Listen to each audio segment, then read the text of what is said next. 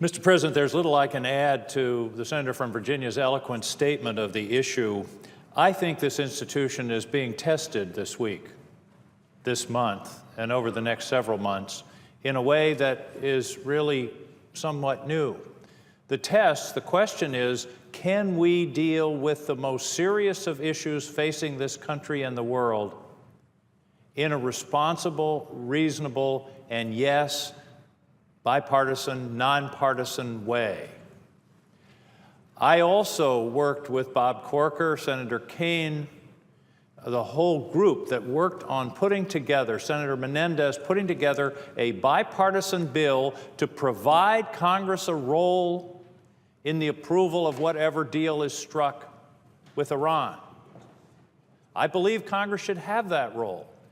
But in those discussions, my concern was that some of our members will not be able to resist the temptation to politicize and make a partisan issue even this grave issue of war and peace, this grave issue that faces this country and the entire world of the possibility of a regime such as that in Iran achieving nuclear weapons. This is not an ideological debate. This is a serious debate about the future of this country. This is one of the most serious negotiations of our adult lives. And I want Congress to have a role, but I want it to play that role weighing the merits, pro or con, the actual materials that are in the treaty, in the agreement. I want us to have that role, but I want to be sure that we can respond to that in a responsible way.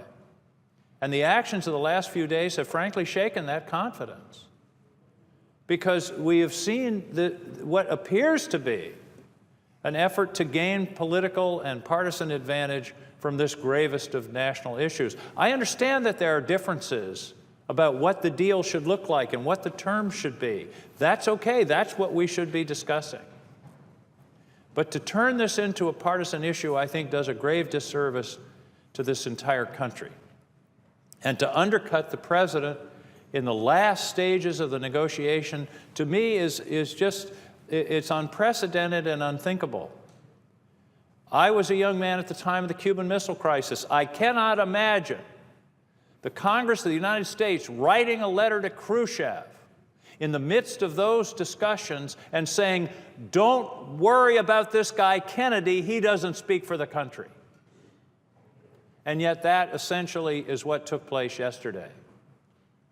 I just don't understand the need or the helpfulness of such a statement at a time when we were already moving toward a bipartisan, I believe, probably veto-proof bill to provide this institution with a check on the quality of the deal that's being struck.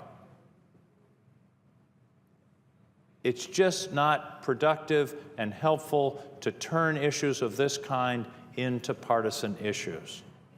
And I hope that we can step back from this posture, this partisan posture, and meet this solemn responsibility to assess what the president and the administration and the other 4 countries, the other 5 countries, the agreement that they come to with Iran, to determine whether indeed it is in the best interests of the region and the world.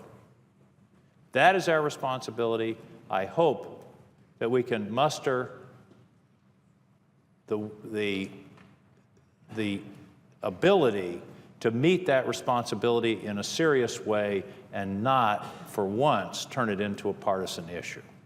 Thank you, Mr. President. I yield the floor.